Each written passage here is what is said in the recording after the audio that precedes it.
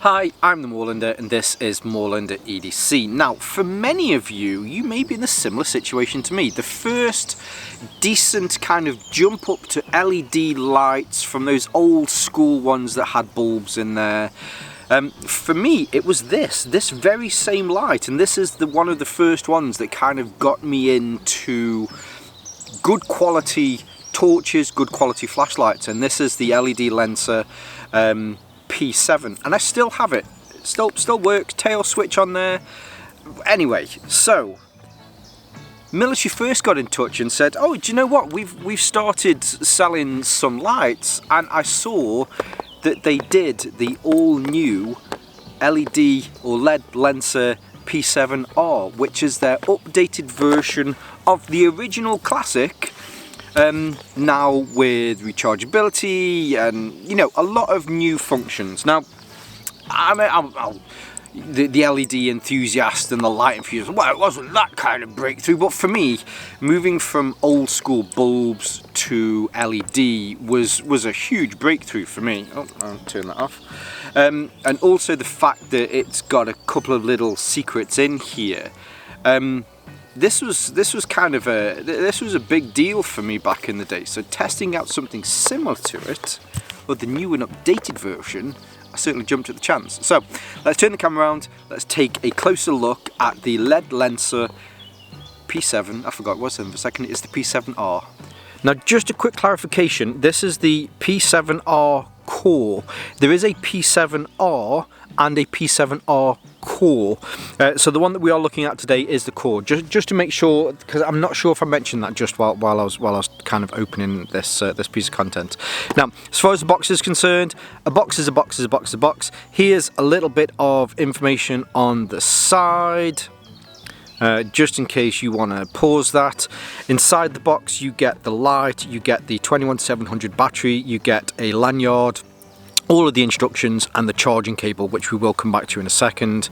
Here's a little bit about all of the other kind of funky stuff that's on there, how to charge it, and then your battery levels as well.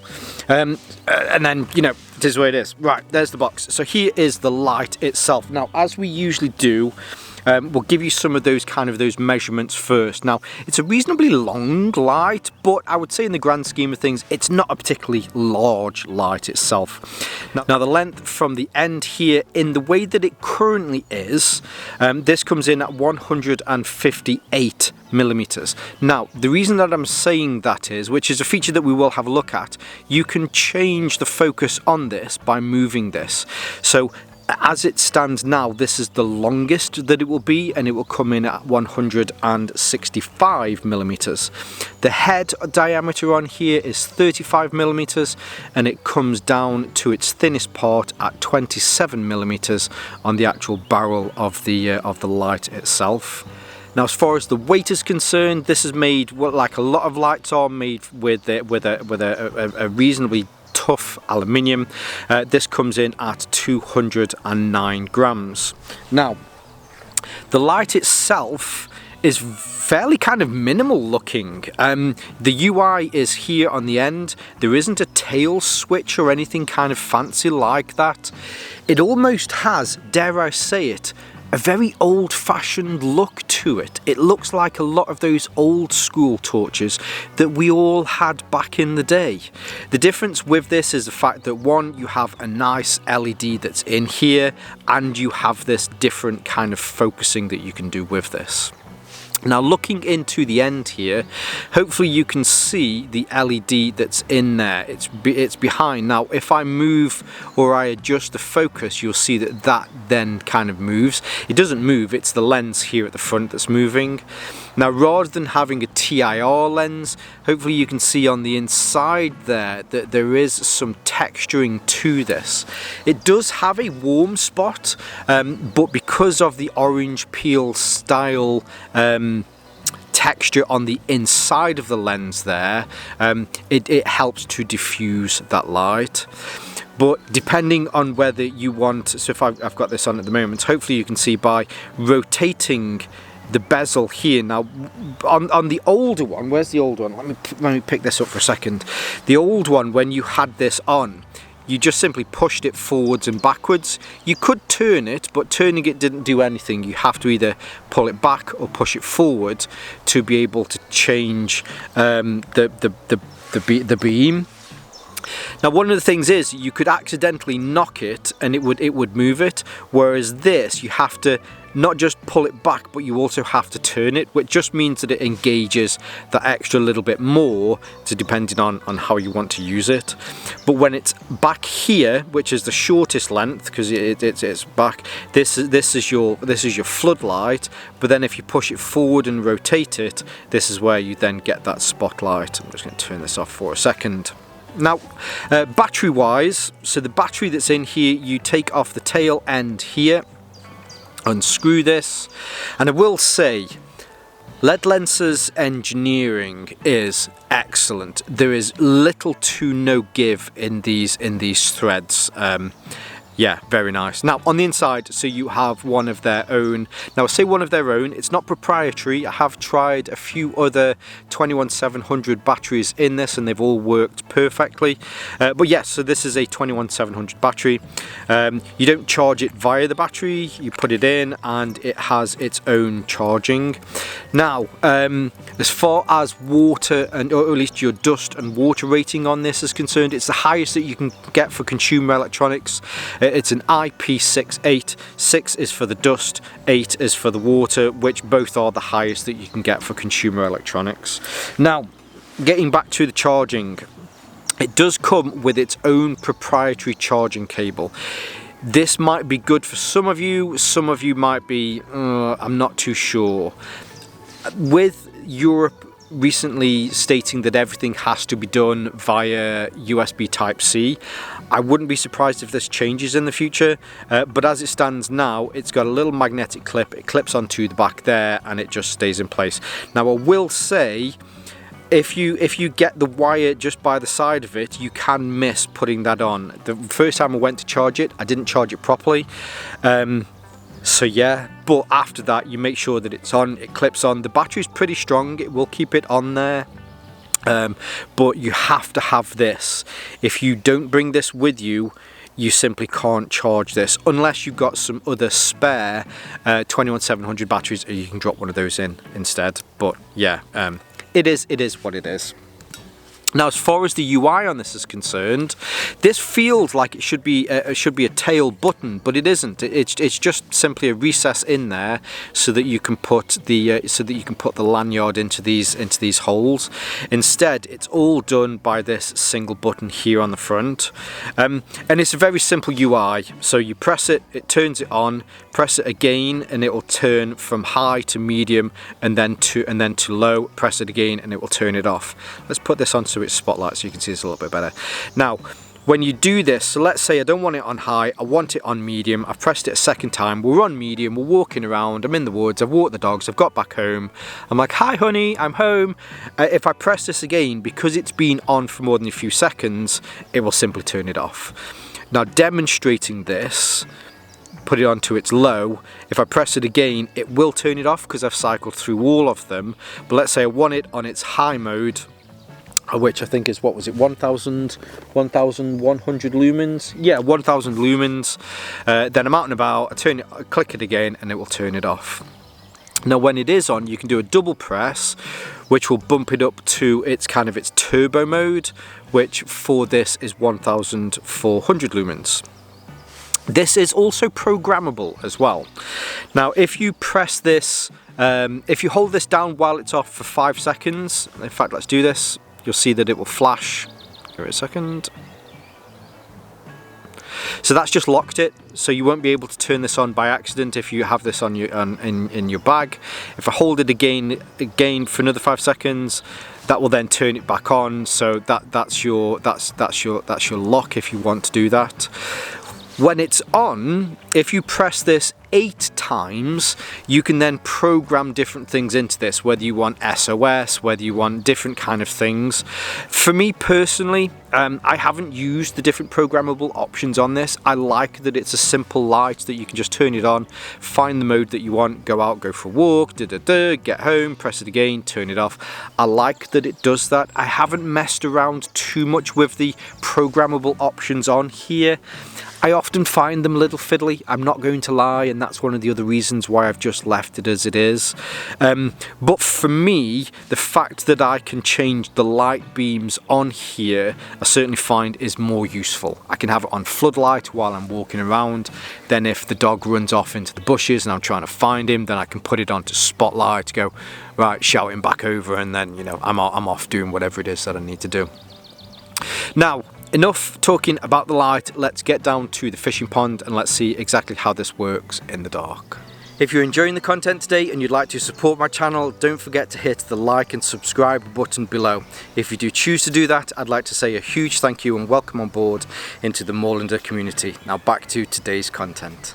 Down at the fishing pond, well past midnight, and we'll go through the settings on the P7R. Now, almost for a channel first, you heard it here. As we previously saw, the UI on this, a lot of lights usually go from low, medium, high, turbo. With the P7R, it does it in the opposite direction. So when you first turn, in fact, let's turn it off. When you first turn it on, it comes onto its highest, or onto its high mode, which is 1000 lumens.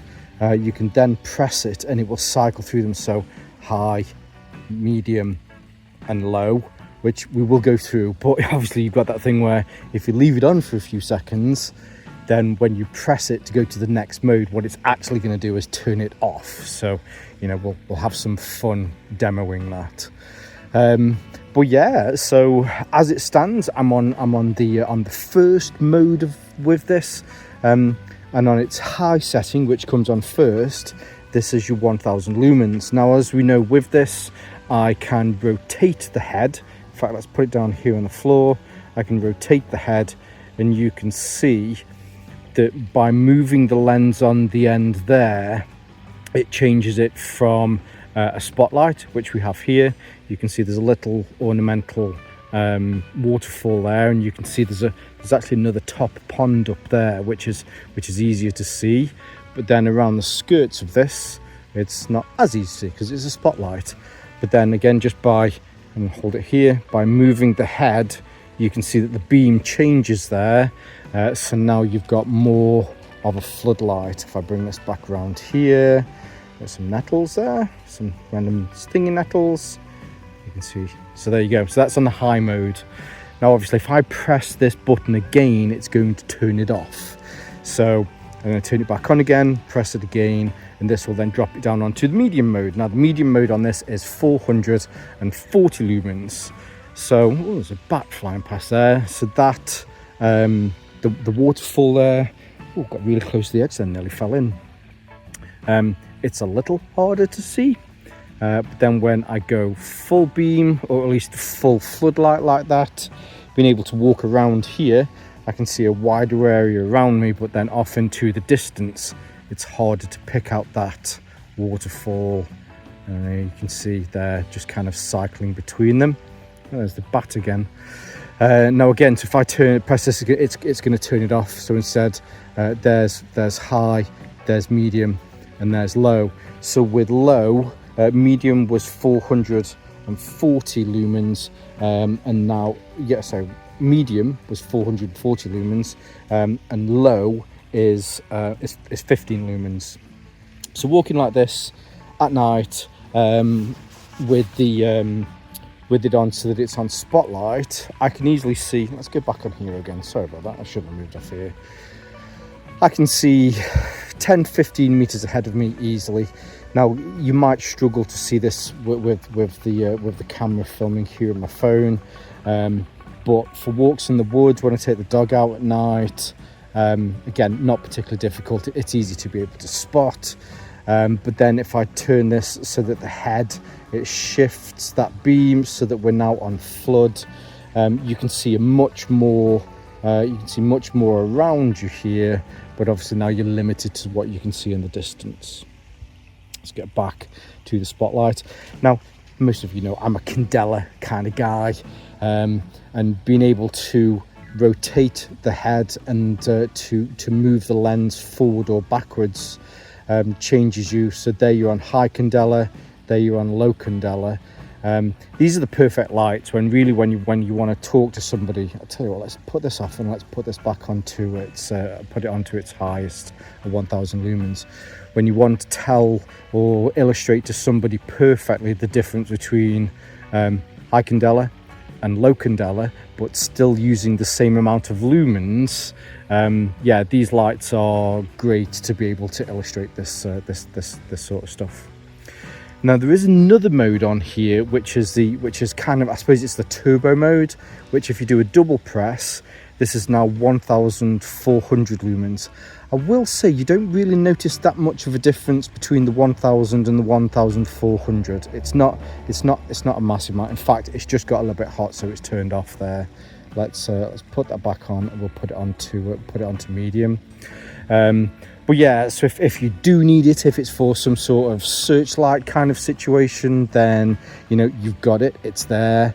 But in fairness, the 1000, you really don't notice that much of a difference between the 1000 and the 1400. And with 1400, if it heats up a bit too much, then you know you'll get that kind of turn off. Whereas with the 1000, you don't really get it as much. I certainly haven't experienced it with the 1000. Here we're on medium at the moment. So this tree is about 10 meters away. Trees on the opposite side there that are now kind of covered by some of that vegetation. They're about 20 meters away. In fact, let's go through these. So there's your high, which is on spotlight. Oh, let's do this. High, medium, and low. Let's put this onto floodlight.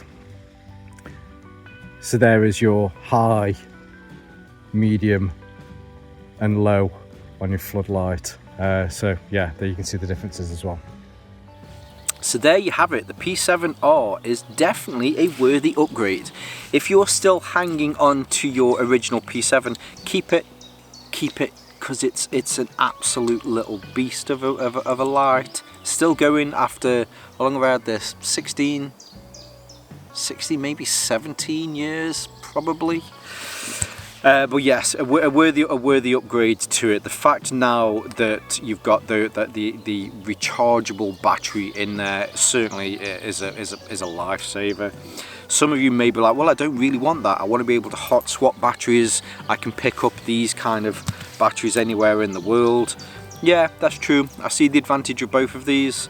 For myself, for how I use a torch, how I use a flashlight, it certainly isn't an issue for me. So yeah, so there you go. Do you know, I've genuinely enjoyed kind of reviewing this and going out in the woods at night, walking the dog, and kind of just messing with it. The fidget factor of being able to change the throw, being able to change the pattern of the light on this, I think was one of the reasons why the original P7 kind of just changed a lot for me. I'd never had variable kind of focus light before. Still using decent LEDs in here, and still amazing form factor on this. So yeah. Now I do want to say a huge thank you. I did mention at the beginning of this. This was sent to me by Military First. If you want to pick one up, I'll leave some links below so you can see more from this light. They do have other Ledlenser lights there.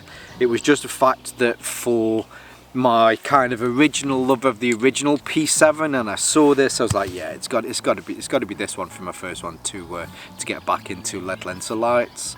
But of course, I'll leave their links below so that you can see more from them.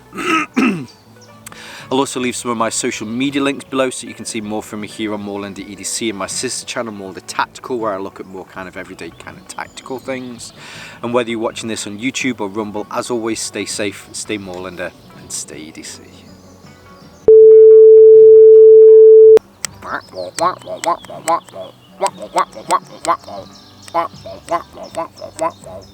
Hi, I'm the Moorlander. Oh, I don't know why I shouted then. That was really loud. A worthy upgrade to the original P7.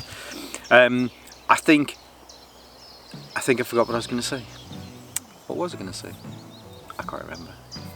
Probably wasn't important, and probably wasn't going to be anything clever at all. There ain't no good in an evil-hearted woman, and ain't got out to be no Jesse James. And you don't go riding hard check down in Mississippi, and there ain't no good chain games. You'll never guess who are. 10 points for the first person that writes in the comments what artist I've been listening to on the way here. There ain't no good in an evil-hearted woman, and I ain't cut out to be no Jesse James. Anyway. I hope everybody is good. I hope you're all having a glorious week. I'm not sure what day this is coming out, but whatever day it does come out, I hope you're all good. And yeah, I will see you all soon. Love you lots. Bye.